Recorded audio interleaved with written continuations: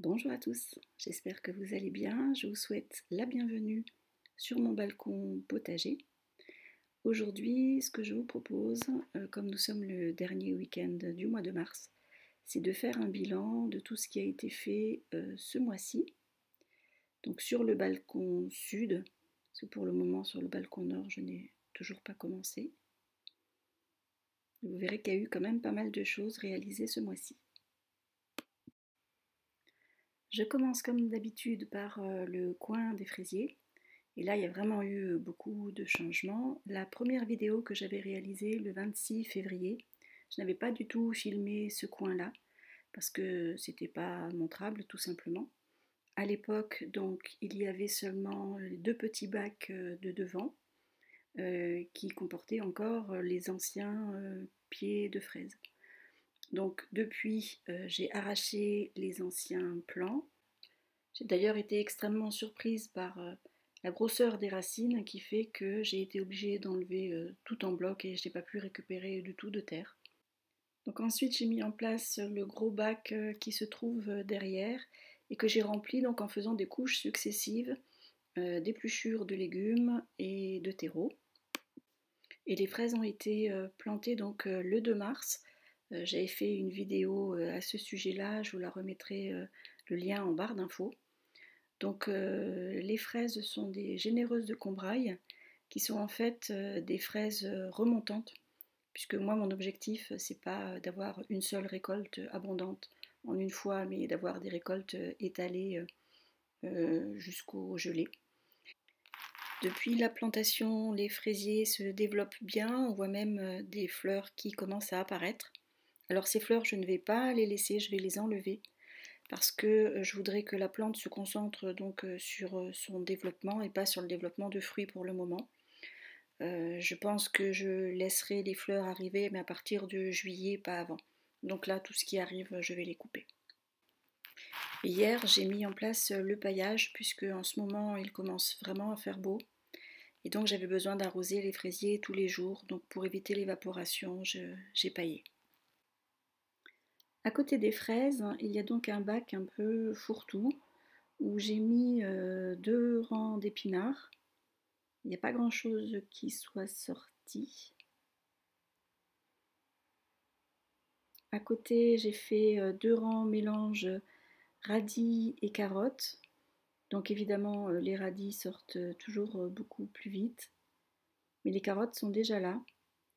Je ne suis pas sûre que je pourrais les récolter parce que j'aurais besoin dès la mi-mai de récupérer ce bac pour planter mes tomates. Donc je verrai ce que je vais faire avec les carottes. Pas sûr que je leur laisse le temps.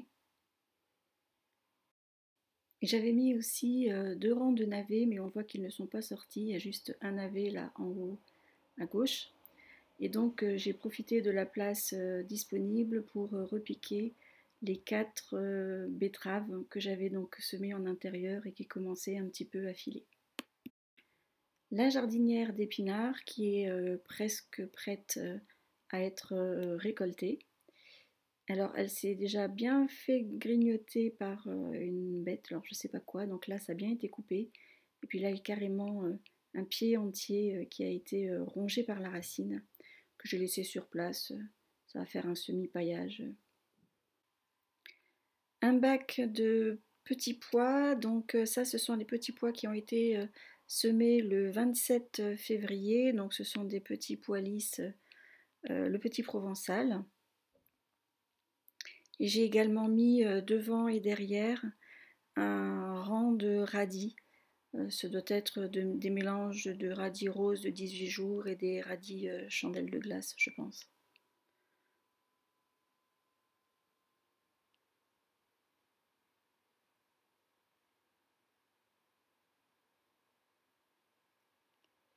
À côté, le citronnier donc, que j'ai semé à partir d'un pépin de citron bio. Donc il a passé tout l'hiver à l'intérieur et là je viens de le sortir aujourd'hui seulement. Encore trois plants de fraises qui sont les mêmes que ceux du premier carré, mais je n'avais pas la place de tout planter, donc je les ai mis ici. Et puis l'autre grand bac de petits pois, Donc ces petits pois-là ont été semés le 20 février, donc ils ont 7 jours d'avance par rapport aux autres. Et comme tout à l'heure, donc j'ai mis aussi un rang de radis devant. Et donc là, on voit bien qu'il y a deux types de radis, des radis roses et puis des radis blancs qui sont en fait les fameuses chandelles de glace, qui sont des radis que moi j'aime beaucoup. Un peu plus loin à venir, mais voilà. Donc là, les radis sont quand même pas mal avancés. Je pourrais bientôt les récolter. Et puis on voit aussi là deux pieds de basilic, les fameux pieds qui se ressèment systématiquement d'une année sur l'autre parce que je les laisse monter en graines. Là, ils commencent à être un petit peu hauts, les petits pois. Alors, ce sont des petits pois nains. Ils n'ont normalement pas besoin d'être tutorés, mais je vais leur mettre une petite structure quand même. Ensuite, des betteraves, comme tout à l'heure, semées en intérieur et que j'ai repiquées parce que là aussi, comme tout à l'heure, ils commençaient à filer.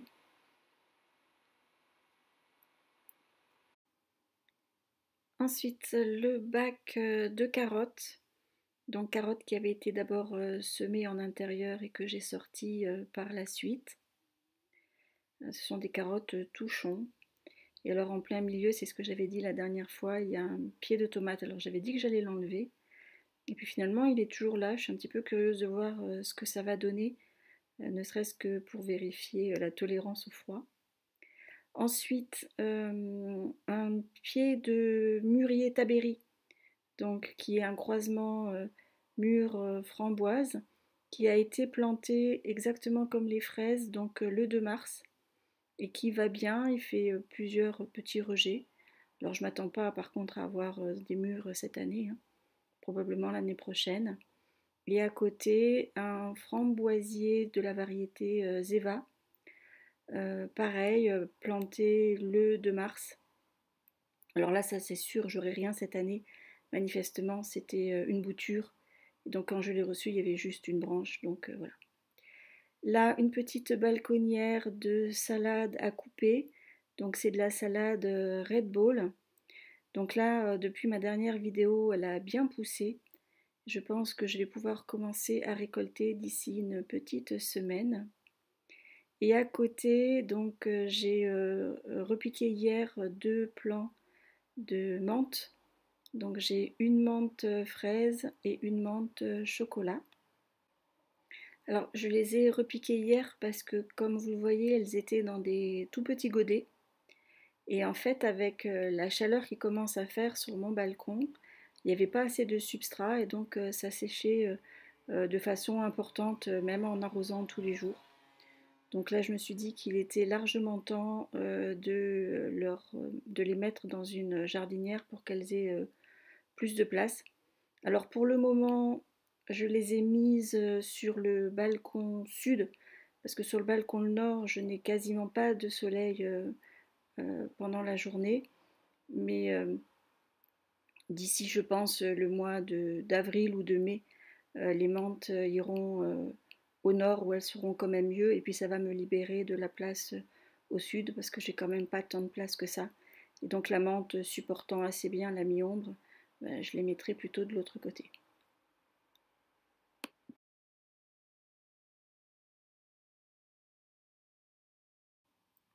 J'en profite pour mettre un petit coup d'arrosage. Vous voyez qu'on a beau être au mois de mars, les bacs sont déjà extrêmement secs. Il n'a pas forcément plu beaucoup ces derniers temps.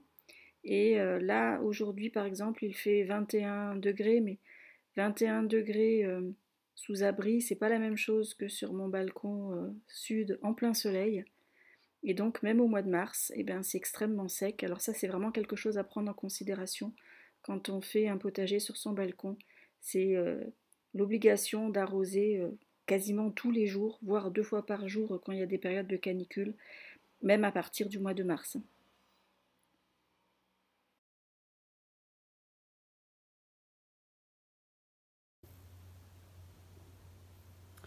Alors je vous montre aussi rapidement les semis qui sont à l'intérieur.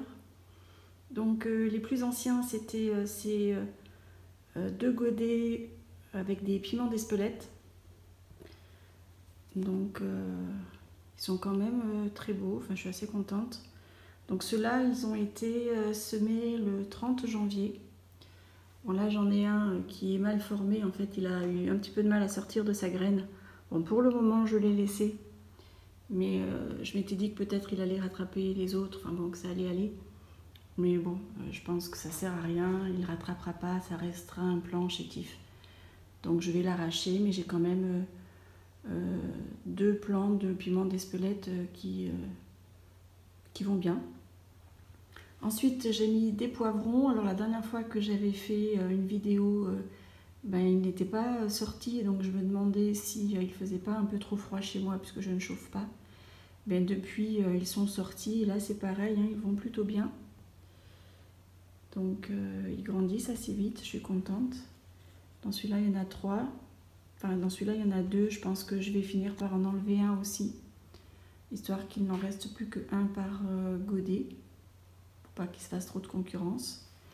Cette année donc j'ai décidé d'essayer les melons même si j'ai pas beaucoup de place. Donc j'en ai juste semé 2. Donc ils viennent de sortir, ils sont sortis hier ou avant-hier. On va voir ce que ça va donner, mais bon, je vais leur trouver une place sur le balcon sud. Les tomates, donc on les a semées ensemble la dernière fois. Donc tout est sorti. Donc là ce sont les Golden Jubilé, donc qui seront plantés sur le balcon sud. Là c'est pareil, j'en ai une qui n'est pas très développée. Enfin, je vais l'enlever, j'en aurai 2, mais c'est largement suffisant pour moi. Les 2 pieds de Golden Jubilé. J'avais des Gardener's Delight, donc ça ce sont des tomates cerises. Qui a priori sont très productives et surtout excellentes. Donc je pense que je vais en garder 3. Avec les 2, voilà, ça m'en fera 5, ça sera bien.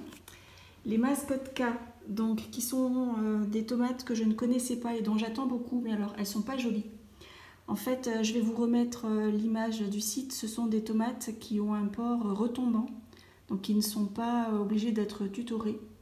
Et donc ce que je vais essayer de faire pour gagner de la place sur mon balcon sud, c'est que je vais les mettre dans des balconnières, donc sur la rambarde du balcon, et que je vais les laisser tomber en cascade, ce qui va me faire gagner de la place dans mes grands pots.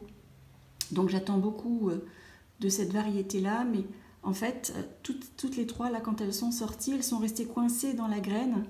Donc là, vous voyez, la graine, elle est encore ici. Celle-ci, c'est celle qui était sortie la première. Et en fait, les 2 extrémités ont été pincées. Donc ça, c'est... Elles ont des formes un peu bizarres, mais voilà. Et celle-ci, pareil, elle est, quand elle a germé, la graine est restée. Donc ça fait des choses un peu bizarres. Donc comme c'est une variété sur laquelle j'attends beaucoup, j'ai refait des semis qui pour l'instant ne sont pas sortis. Mais j'espère que ça se passera mieux que sur ces 3-là.